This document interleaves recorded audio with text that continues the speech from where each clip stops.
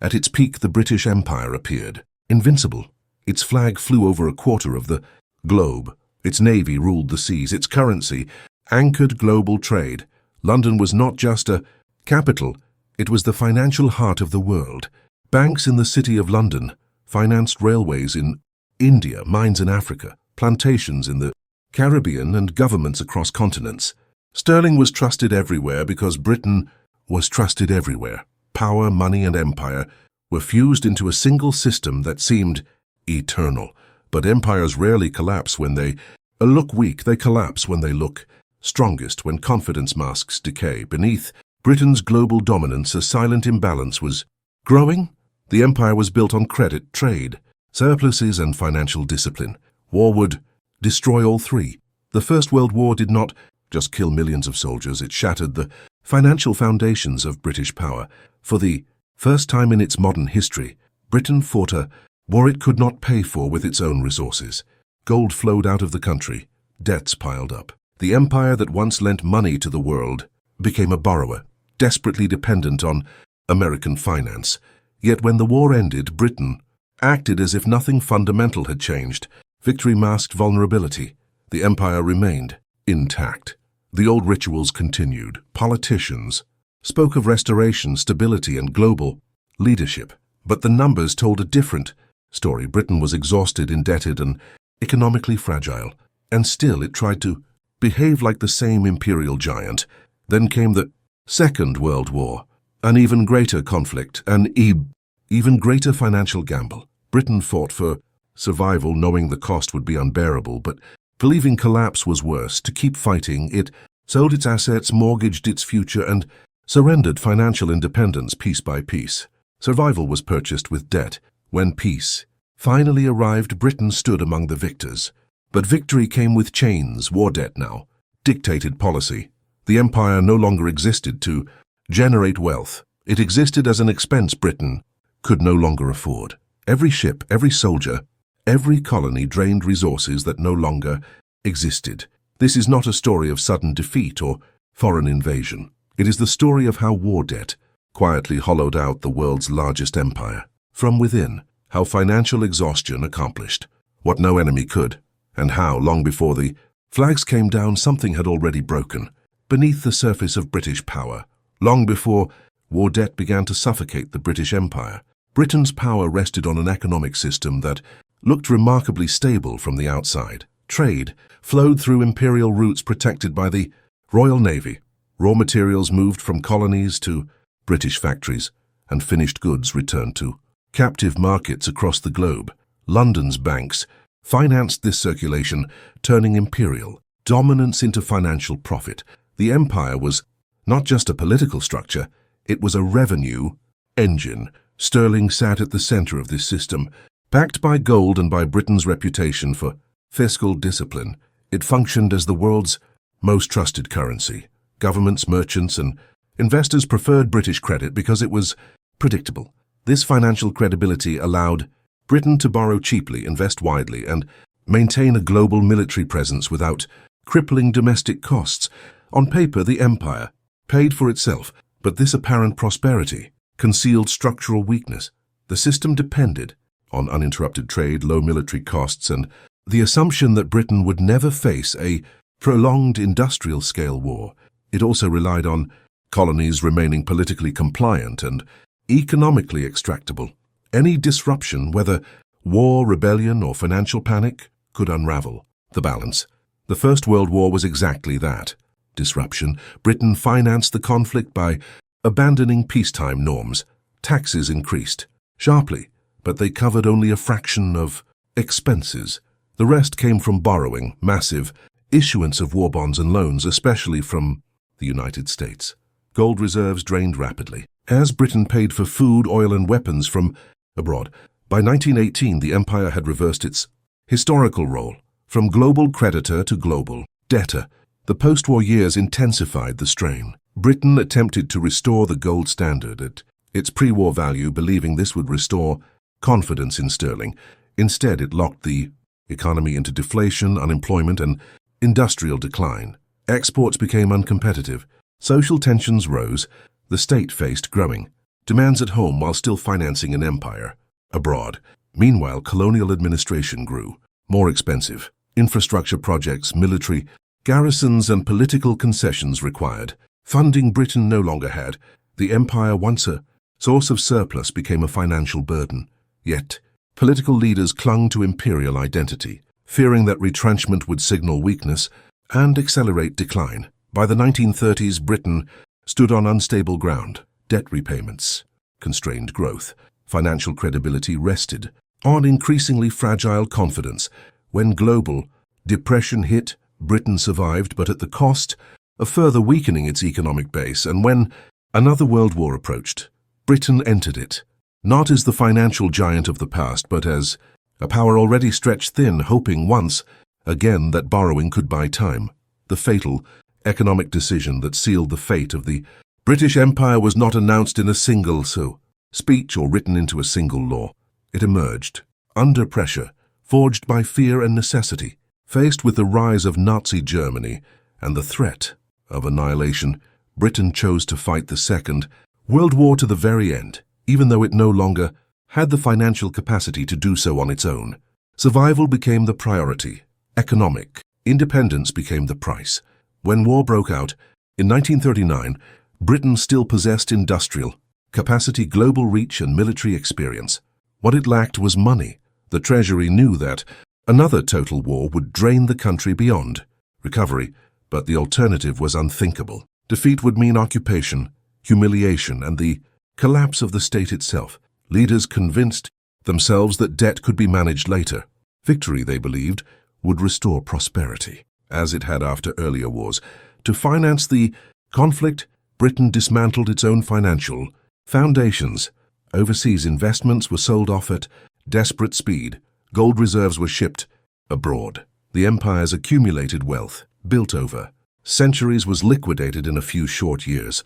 When those resources ran out, Britain turned to the United States. The Lend-Lease program kept Britain alive. American factories supplied food, fuel, aircraft, ships, and weapons without immediate payment. Officially, it was aid between allies.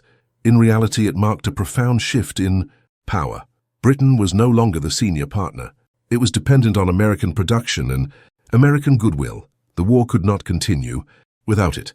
That dependence became brutally clear in 1945. When the war ended, Lend-Lease was terminated almost overnight. Britain faced a financial cliff. Imports continued, revenues did. Not bankruptcy loomed. The solution was a massive loan from the United States and Canada in 1946, an act presented as partnership, but structured as discipline. The loan came with conditions. Sterling had to become freely convertible into dollars. Britain accepted, believing confidence would return. Instead, global holders of sterling rushed to exchange it. Reserves collapsed within weeks. The pound's weakness was exposed, and Britain's vulnerability was undeniable. If you want more hidden stories of economic power, secret deals, and the financial blows that toppled nations, subscribe, and let's continue the unraveling. This was the point of no return.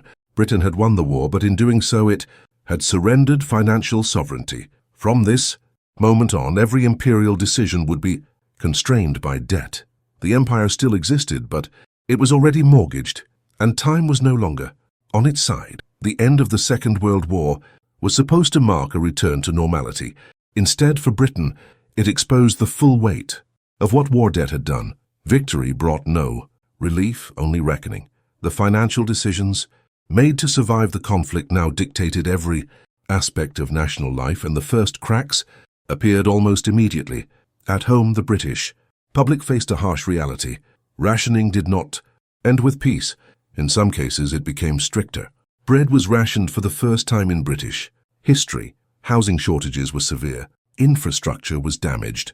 The government, buried under debt, had little room to maneuver. Every pound spent had to be justified to creditors. Economic recovery was no longer a question of ambition but of permission.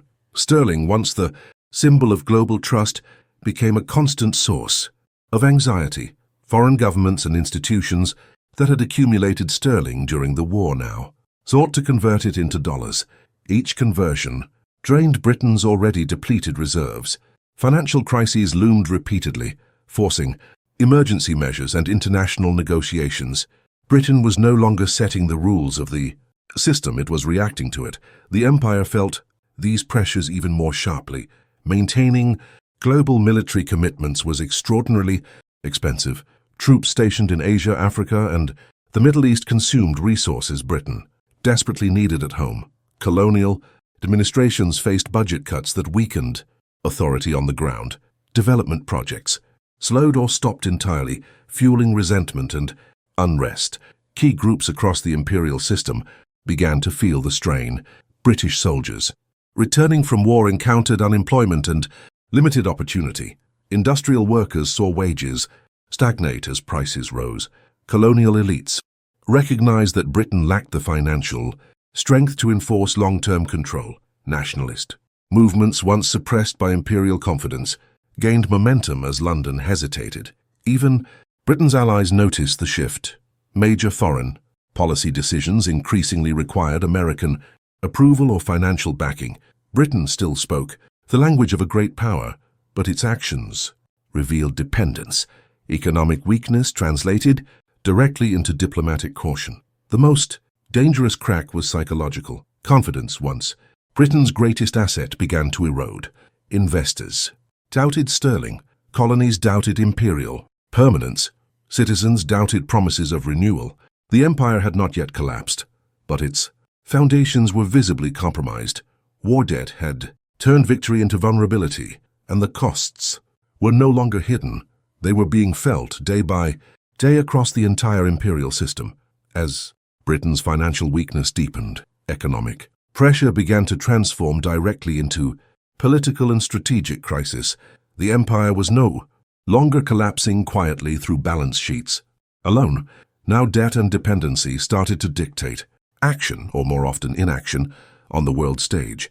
Every decision carried financial consequences Britain could no longer absorb. Across the colonies, economic restraint translated into political instability. Budget cuts weakened colonial administrations and reduced investment in infrastructure, education, and employment. Promises of post-war development went unfulfilled. For nationalist movements, this was proof that Britain's imperial authority was hollow.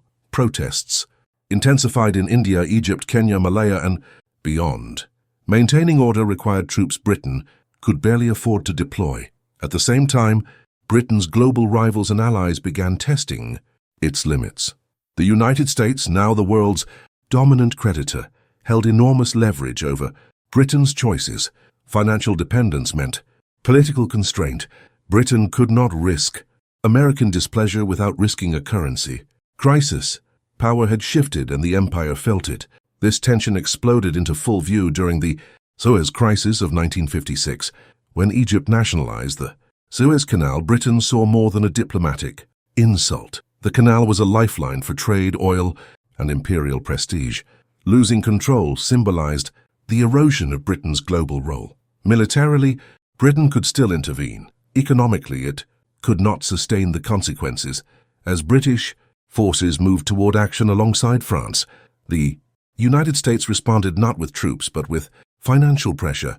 American authorities threatened to sell sterling reserves and block emergency financial support. The effect was immediate and devastating. Sterling came under attack. Britain faced the prospect of financial collapse within days. There was no room for defiance. The operation was halted. British troops withdrew. The crisis ended not because Britain lacked soldiers or ships, but because it lacked dollars. War debt and post-war financial dependence had made independent military action impossible. The message was unmistakable to Britain and to the world. The empire could no longer act alone. Economic weakness had translated into strategic impotence. After Suez, the pace of decolonization accelerated dramatically. Political leaders understood that holding the empire by force was no longer viable. It was too expensive, too risky, too exposed. Debt had become the unseen weapon, shaping global outcomes. Without firing a shot, financial pressure had dismantled centuries of imperial authority. Britain's decline was no longer theoretical. It was visible, humiliating, and irreversible. The escalation from economic strain to geopolitical retreat was complete, and the empire's unraveling had entered its final phase. By the late 1940s and 1950s, the collapse of the British Empire was no longer a distant possibility. It was an unfolding reality driven by financial exhaustion. War debt had transformed Britain from an imperial enforcer into an empire in retreat. What followed was not a single, catastrophic defeat, but a sequence of withdrawals, each shaped by the same underlying truth. Britain could no longer afford to rule. The most consequential collapse came with India in 1947. India was not only the empire's largest colony, but its most economically and symbolically important. For generations it had provided taxes, manpower and strategic depth. Yet after two world wars, Britain lacked the money, troops and political capital to suppress independence. Movements on the subcontinent, partition and independence, were rushed, chaotic and traumatic, but they were also financially inevitable. Maintaining control would have required resources Britain simply did not possess. India's departure triggered a domino effect. Burma, Ceylon and Palestine soon followed. Each exit reduced Britain's global reach, but also lifted costs that had become unbearable. Imperial defense budgets shrank. Overseas garrisons closed. Strategic trade routes once secured by force were now negotiated through diplomacy, often from a position of weakness. The Second World War had also shattered the myth of European supremacy. Colonies had fought, bled, and contributed economically, yet returned to austerity and neglect. Britain's inability to deliver prosperity exposed the hollowness of imperial promises. War debt meant that reconstruction at home took priority over imperial investment abroad. This accelerated resentment and resistance. Militarily, Britain was constrained, debt repayments limited, defense spending. New conflicts had to be avoided or managed through alliances rather than imperial force. Britain increasingly relied on the United States for security guarantees, further eroding independent power. The empire, once defended by unmatched naval strength, now existed largely on paper. The collapse was psychological as much as territorial. Suez had shattered confidence. India had proven that withdrawal was possible. Each subsequent independence confirmed the same pattern. Britain was not defeated by rebellion alone, but by insolvency. The empire ended not with conquest, but with contracts, treaties, and handovers, because debt had made resistance unsustainable. By the early 1960s, the British Empire as a global system was effectively finished. What remained were scattered territories and memories of power. War debt had accomplished what no enemy had ever managed. It had drained Britain's strength so completely that the empire dissolved from within, leaving behind a nation forced to redefine itself in a world it no longer controlled. The end of the British Empire did not bring immediate relief or renewal. Instead, it left behind a nation permanently altered by the financial decisions of wartime. War debt had not only dismantled imperial power abroad, it reshaped Britain's economy, society, and global role for generations. The aftermath was quieter than collapse, but no less profound. Economically, Britain emerged as a diminished power. The loss of empire meant the loss of preferential trade networks, guaranteed markets, and access to cheap raw materials. Sterling never recovered its pre-war status.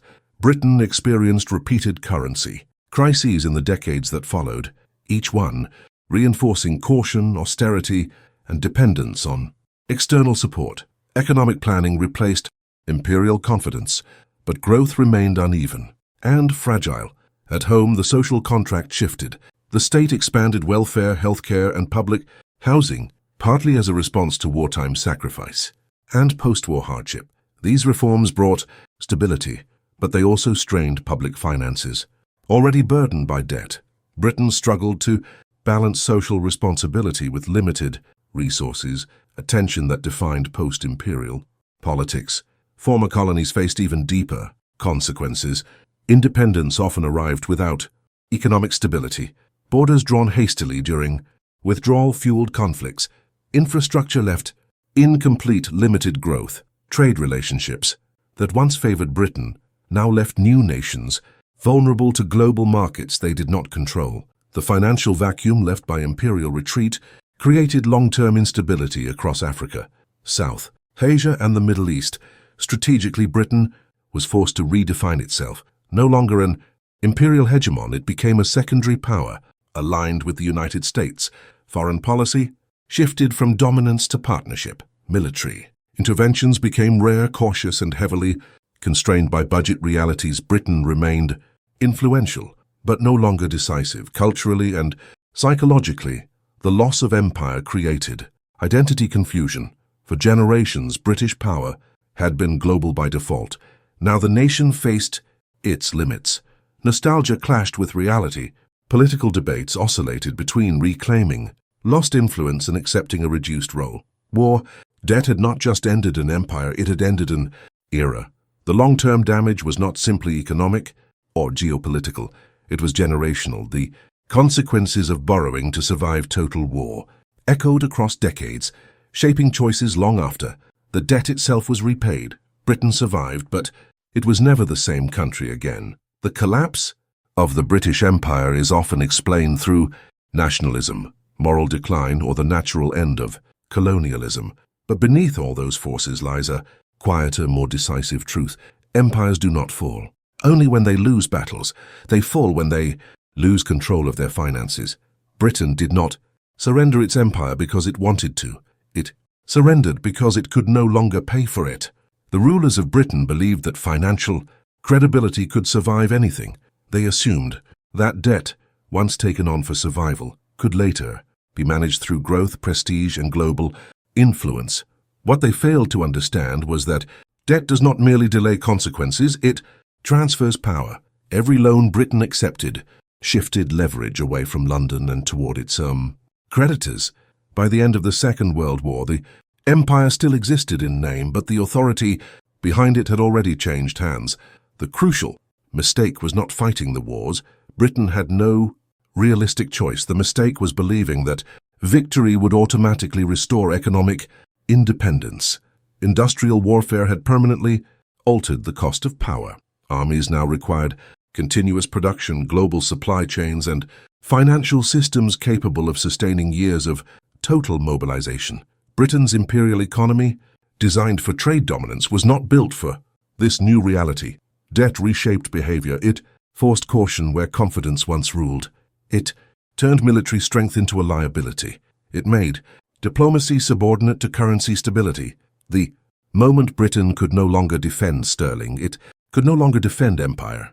Guns and ships mattered less than reserves and confidence. This lesson remains deeply relevant. Modern states still believe that financial tools can indefinitely support political ambition.